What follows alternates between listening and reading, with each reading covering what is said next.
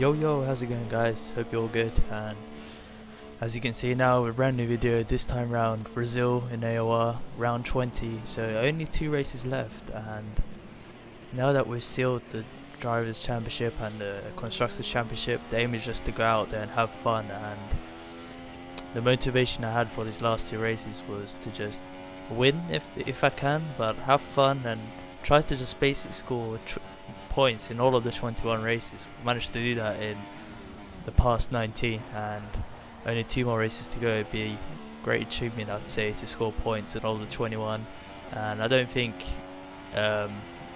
any other driver's done that this season. So I think Ciari was close, but I think he didn't manage to score any in Austria, I think it was. So at the moment it's just us right now with the consecutive point scoring record in 19 races, hoping to make it 21 as I just touched on. And yeah, so it was important to just get a good lap in to start in a good position for the race, minimize the risk of getting taken out. It's just the higher up you start, the better position you'll most likely be in to not get taken out, and drivers up there are usually cleaner than the ones below. And yeah, so coming now, and as you would have seen in my video from before, setup glitch video, I was on actually a 5.3 wings, but I had to change to 6.4 after my car setup basically got ruined. And as you can see now, we're coming across the line with a 10.0, hoping to improve now, and we're about 1.5 tenths up already, nearly we're 2 tenths up on our time, and it's quite incredible. Now we're coming across the sector 1 line, we're about 1.5 tenths up on ATR Cupid's lap time, and right now we're actually like on good form, and our qualifying form's been really strong the whole season, but this was feeling good at the moment. The car was feeling good, and coming here now, and I go wide and drop to first gear, and yeah, after that I felt like my lap was ruined, and only about half a tenth up now. We screw up into this corner too, oversteer on the exit, and this lap was pretty much ruined, and I believe we do actually back out of this at the end. As you can see, come across the sector 2 line about half a tenth slower than HCR Cooper's lap time, and yeah, that was quite disappointing for me. We're about 2.5 tenths up, and our lap got ruined by that. So instead of just pit and practice our pit limiter, and we went out again on another set of softs, this time hopefully to improve our lap. And as you can see now, we start a lap coming into turn 1, braking nicely, lock up, but still managed to hit the apex. And this time round we don't actually get the same type of exit we got earlier, and instead of being 2 tenths up, we're only about half a tenth up. So, or maybe 700, yeah, half a tenth up actually, coming across sector 1 line. Still a bit up on Cupid's time, but that was obviously demotivating. Coming out of turn 4 about 1.5 tenths up, we gained the 10th there, and coming into turn 6, I think that's turn 6, turn 7, into turn 8, and we turn, like, because earlier we locked up, we thought we'd brake earlier this time, and this time we brake too early and turn in and invalidate our lap, saved our fuel and tyres to go out for another lap. And yeah, this time round again, coming into turn 1, this will be our last flying lap. We don't lock up this time, turning nicely, hitting the apex, come out that with much better exit than before, about 800ths up, so we're coming close to being a 10th up, and that's good because we know we'll gain time through out of turn 4 here now too. And come now out of there about 1.5 tenths up, just like earlier. Coming into turn 6, sequence of corners, keeping the race in line, still about 1.5 tenths up, nearly 2 tenths. Again we brake early, turn too early, had to back out. We had to like change our steering about twice or 3 times there. Backed out of it, turned, backed out of it, turned, and then again it cost us. Entered this corner now, coming out, oversteer, and we've lost time. We've bottled the last 2-3 laps, and again, like I said before, in other races it's crucial to get that banker in. As you can see, that banker's actually put us 3rd place. That was our first flying lap on the soft sand. As a soft banker, that's that was pretty good to get 10.0, lining us up third. I believe I could have stuck it on pole, to be honest. I actually believe I could have if I did that lap, like that lap that I was like going about 2.5 tenths up. But at the end of the day, I didn't, and you pay the price. And Cupid managed to do it, and fair play to him. So did Streets and Ciari. So you can't take any away from their fantastic lap, and we paid the price, and now we're starting fourth. And that just shows how competitive this grid really is. If you don't do the job, you'll be starting in those sort of positions and setting up our fuel load for the race. And at the moment, sitting in fourth, at this point I knew if I didn't clear these two guys ahead, it'd be a really tough ask to win the race, because ATR Cupid had really good pace around here, and we've also Limitless starting fifth. He has good racecraft, and he usually makes overtakes early on in the race. So for us, it was really important to manage to get clean off the line and just try and clear them and try and get these guys ahead before Cupid bolts off. And yeah, we just didn't want a repeat of Spa, where we battled early on in the race and Cupid just had the opportunity to pull away, and we just didn't want that. And yeah, so we just wanted to have a clean start, not get taken out, make overtakes when necessary, just like easy overtakes rather than going side by side for 3-4 corners. And yeah, hopefully just try and catch up to Cupid if we have the chance. And as we line up on the grid now, everything looking good, smooth. We are bearing in mind that there's a bit of lag, but it should be okay. And now the lights have come on, getting the revs up, and the lights actually go out pretty quickly there, so nearly caught us by surprise. But we stay in fourth, and we're going to turn one, thinking about going down the inside, but then we see a Ferrari on our inside, and we didn't want to switch lines under braking, as that is pretty dangerous. I don't think it's allowed or not, but like I just didn't want to do it to keep it clean. Either way, we're braking 100 meter board, and so far, just like I said earlier, just not trying to battle. We just wanted to make overtakes just on the straights, so Cupid couldn't pull away. And as you can see, he's already got a gap, and these two ahead are just going side by side, and they're doing exactly what I did not want. And this is causing Cupid to just pull away, and Limitless actually tries to go down the inside. We cover that off nicely, keep the inside line through there. I think it's turn 9 into turn 10, and yeah, so far Cupid's gone, and I think he's already pulled the second gap, so Ciari will have no slipstream on him, nothing. And this is this is actually a strong point in the race, where we just have to get past. That's the only thing I'd say. At this point, I was actually envisioning what Alonso did in 2012, and we go for the same type of move down the inside over these two guys here, and we managed to make it stick. We actually managed to make it stick, and I was actually quite happy with that, because during the season I've actually had visions, like it might sound a bit gay or whatever, but like I've actually had visions of real life stuff going on, where Hamilton did that move in 2014 on Raikkonen, and I think it was a Red Bull, not sure, and I did that on Ciari and Hamilton in Germany. And this race, coming out of the last corner, or the proper last corner, I was thinking, these two guys ahead, I can potentially try and do what Alonso did, and managed to do that, and I was quite happy with it. And now you can see Limitless and Ciari battling a bit, and that's caused us to open a bit of a gap to Ciari, but definitely not out of the slipstream range. And as you can see now, Cupid's already gone. I think we'll see now actually what the gap is, about 2.5 seconds the gap is, so that's pretty impressive. And like I said earlier, he does have the pace around here, so the only way we could actually catch up is through consistency. And you get to see now, coming across the line, we're about 8 tenths ahead of Ciari, so that's not enough. And now that the DRS is enabled, he'll be able to gain time through the DRS here, and cutting in onto that end of lap 4 a few laps later, and the gap's still about 5/10, and the gap stayed the same to Cupid. It was 2.5, now it's about 2.6, so the gap's not really opened at all, and it stayed the same. And that was pretty important in a way, because just it kind of like gave me more confidence knowing that I've got the pace to match him. And yeah, I can't lie and say that I didn't practice, because I did actually. I think this is the only race where I've actually practiced properly ever since Spa in Italy.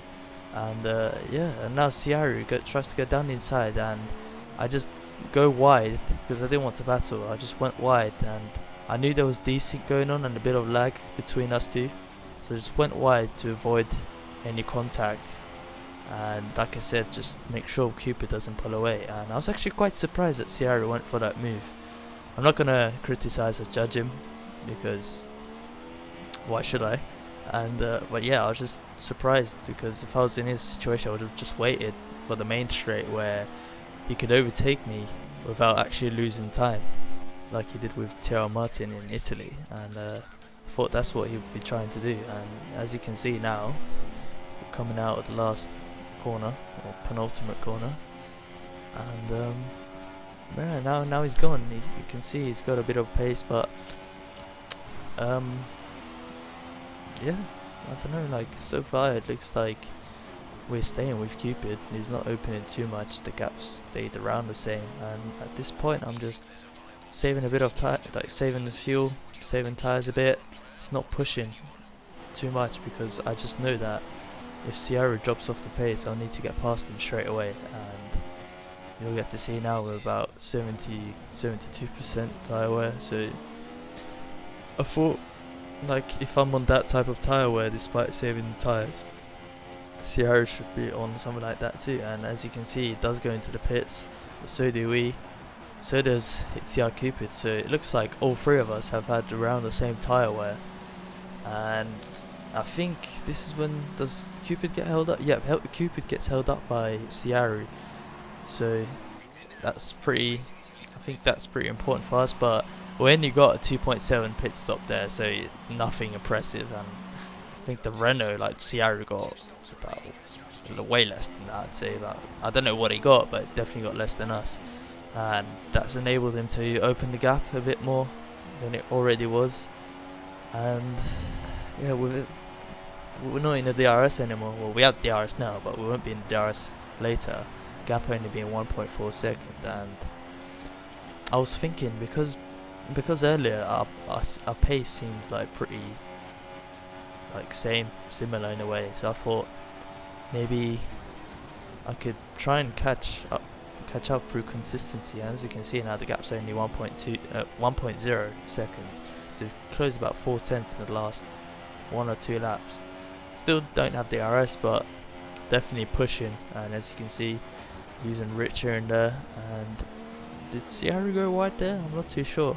Didn't catch that right. It looked like he took a weird line, but you can see there's 6 skills. He has a front, like his front wing's broken, and I think Ciaru will go for the move down the inside here. Yes, he does. And Ciaru, the man, he has the front wing there, but I think it's pretty much broken. It might as well be broken, because I saw his footage and his wing was completely blown up by lag, Cupid's lag I think it was. And it's a shame for him, because he looked in a strong position right there. He was rolling in 5th. He had to make a pit stop, but he's going for a 1 stop on the mediums, and then he would have switched to hard, so he would have, I think he would have had a good chance to score points this race. And shame for him, he got blown up by the lag. And as we know, that is a strong flaw of this game, but just have to get on with it, I guess. And yeah, coming out of turn 3, this is now, yeah, turn 3, DRS, and you can see the gap to Cupid now. And that's actually something I forgot to say, forgot to mention. Cupid actually went for the medium tyres, so split strategy here, where me and Ciaru went on hards and Cupid's on mediums. So this was pretty important for us. We had to be consistent, we had to be fast, so that when we do put mediums later on, we can catch back up to Cupid. And we have a few cars ahead of us now that Cupid actually managed to dispatch early on, and I think I don't know where he is. I think that's him at turn 8 now. You can see Cupid there coming into turn 9, and the gap's about 3-4 seconds I'd say to Cupid, but it was still important for us to get past Giovinazzi and Burnout straight away so that the gap doesn't open anymore, and we're still managing to keep up Ciaru, and we'll have the DRS now too, and so will Ciaru on Giovinazzi, and we're getting asked to change strategy, but our tyres are feeling good at the moment, and being on the hard tyres are really consistent. Giovinazzi pulls into the pits, we have DRS on Ciaru, and we're not gaining too much, even though we have, I think we had Cipri, I'm not too sure, but we didn't gain much, and Ciaru went deep into turn 1, enabling us to gain, like, have the proper racing line through here. We'll go on the inside, turn 3, open DRS, and he doesn't have DRS anymore, so that's important for us. Come in here without breaking, like without any meter boards, we still managed to get it spot on, but we go wide at exit of turn 4. Good thing for us, Ciaru didn't get a good exit, so we didn't pay the price for that poor exit. But coming into turn 8 now, I hope I'm not wrong, I think that's turn 8 anyway, and this is turn 9, and cutting on to lap 16. Tyre's still feeling good, but as we're catching up to Burnout now, like I said earlier, it's just important to dispatch him straight away, and him also being on the hard tyres. Also, he's obviously on worn hard tyres, but again, there's definitely a difference in grip, I'd say, and you can see Cupid still there coming out of turn 9, going into turn 10, and yeah, at this point, I'm just thinking we have to clear him, because otherwise we're going to lose time to Cupid, and later on in the race, when we do go onto the medium tyres, we'll have to have a small enough gap to catch up. Basically, if it's too big, then it's going to be pretty hard for us to catch up. But either way, we're in DRS and slipstream now, Burnout, and as you can see, we're not actually gaining. We're not actually gaining any slipstream on Burnout, and once again we had the glitch. And I mean, I'm bored of complaining now. It's the same thing pretty much every race for me. We had the glitch, and look at this. It's just, yeah, I am in standard, but that's because I know there's no slipstream. What's the point using it? And now we're coming out of turn 4. He made a mistake on the exit, enabled us to get past, and I'd say that's a pretty opportunist move for us, because we actually like kind of anticipated that before going into turn 4. I just thought if I get a good exit, then maybe because of the difference in grip I can try and snatch something, and him going wide actually made it much easier than I thought or anticipated, so that's good for us. And putting a car between me and Ciaru is also pretty important, because yeah, just because I knew like he'd have the slipstream glitch too, and it'd be hard for him to get past. So now that we're coming onto the straight, we have that car, and we already pulled the gap to Burnout, and Wycombs actually retires from session. That's pretty unfortunate for him. I think he had a moment, I don't know which corner it was, but I think I saw it before. He had a moment, and unfortunate for him. But cutting on to the end of lap 19, Tyre's still feeling good. I think Cupid pits now. Yeah, he does. He pits for the hard tyres, so he'll be going onto the fresh hards whilst we're still on worn hards. And at this point, we're thinking what lap is actually important, like what lap is best for us to pit to come out on fresh mediums and last to the end. And at this point, I'm thinking my hard tyres are actually still feeling like pretty good, and they're not even that worn. I'm not sure if I do get to show it. I don't, but I was still on about 50-60%, so there was still 3-4 laps in these tyres. But we come into the pits knowing that if we don't get rid of these tyres, the undercut the Cupid will be pretty massive. And 2.9 second pit stop, I mean, you know, like I honestly don't know why that is. Is it because I'm not pressing box this lap or something? Like the game already knew I was pitting, so I don't know why I'm getting slow pit stops like that, and hopefully I don't get it again. that's all I can say. And coming out of the pits now, ahead of Burnout, crucially, and he's also on the medium tyres now, but the gap's pretty big. And Strees is the car ahead, and I'm not sure who's ahead of Strees. Honestly, not sure, but I can see Cupid going into turn 8 now, and we already have a gap to Ciaru. I'm not sure if he's pit yet. I don't think he has. I think he's in the lead. But now coming out, now he's like out the pits, and he's the car behind us now, and you can see the gap we've pulled on him through the undercut. The gap's about nearly 3 seconds now, so it's pretty relieving for us, because we knew with a 3-second gap we'd possibly keep his position ahead of him and not lose it, providing we have a clean race from now on.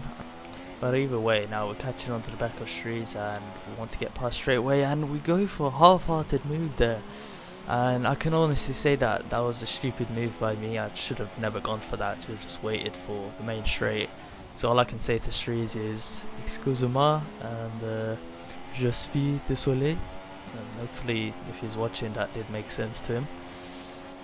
Bit of French there, but yeah, coming on the outside, open the DRS, and I believe he actually pit, so pretty comfortable move for us. But Raikkonen goes wide there and compromised his line into here. So do we. So we give him the extra space by going wide, but I saw from his perspective as well, he just cut the corner to not basically ruin his race, because he was running in net third right now. So he just didn't want to ruin his race. He cut the corner, didn't get a 1 for it thankfully, but good to see him being like extra clean. And yeah, that's worked both. Like, it worked good for us, and you can see now the gaps 4.8, 4.7, 4.1. So we're closing the gap, 3.7 now. If you look at our time as well, we're setting really consistent lap times, and we're just closing the gap through consistency. And I'll get to show it later on. And it's just really consistent lap times. I'm pretty impressed myself. Like, obviously, you guys could think I'm being, I don't know, picking up myself here, but I do believe that my strongest asset is my consistency. Like, I do have great pace, you could say, but my consistency is what I think makes me win races in AOR. And yeah, it's just, for me, it always gives me that extra confidence and like extra happiness in a way, that I have that consistency, because it's really important in league races like in AOR, where the grid's really competitive, and as our tyres are still going off, we're still managing to set pretty similar lap times. And at this moment, I'm on the hunt. Like, I'm giving it all. I'm driving the wheels off the car, and I've said that before in other races, but this race, honestly, this race, I was giving it all, just like in USA. And I was not like making mistakes anywhere. I was giving it all, driving the absolute wheels off the car, not leaving anything on the table, and still managing to set good laps, still managing to set consistent lap times. And coming into turn 1, we actually make a mistake, and we lock up, lose a bit of time. I think we would have lost a 10th or 2. But at this point, I'm thinking I'm within 3 seconds, and I can see Cupid pushing a bit as well, because the gap wasn't changing in the last 2-3 laps, and that's mainly because our tyres gone off. Like, compared to his tyres, his tyres are in better condition now, less degradation. But as I was within 3 seconds, I was thinking, maybe if I stay within this 3 seconds, then maybe he's pushing because he might have a time penalty. So I'm thinking, if I can just stay within this 3 seconds, I might snatch the win. Like, there was some hope there at least, but I can't change the fact, I can't change the fact that Cupid just had great pace today, and managing to clear everyone in the first few laps was really impressive by him. And he kept his head down and just got on with the job. And we did have similar pace at the end, but it doesn't matter, because like I said, he just managed to do all that, and he comes across the line, wins the Brazilian Grand Prix in AOR. We come across second, and another podium for us, another second place. And you won't actually believe it, but despite having about 16 podiums now, I've not finished third once, and that's actually pretty surprising to me as well. But as you can see, checking Cupid's warnings, he doesn't have any time penalties, and look, just pause it and look at our lap times, they're like really consistent, like 11 8s, 11 9s, 12 zeros, and this, besides the last 2 laps, it was really consistent. And as you can see from the race result there, Cupid in first, us in second, Jason in third, but I can confirm that AOR Raikkonen's time penalty got removed, so he moved up to third, getting his first ever podium in AOR season 12. Fair play to him, really well deserved. Jason in fourth, Burnout fifth, Sierra is sixth, and that is pretty much the order. So again, thanks for watching, hope you enjoyed that, and I'll catch you next time. Cheers.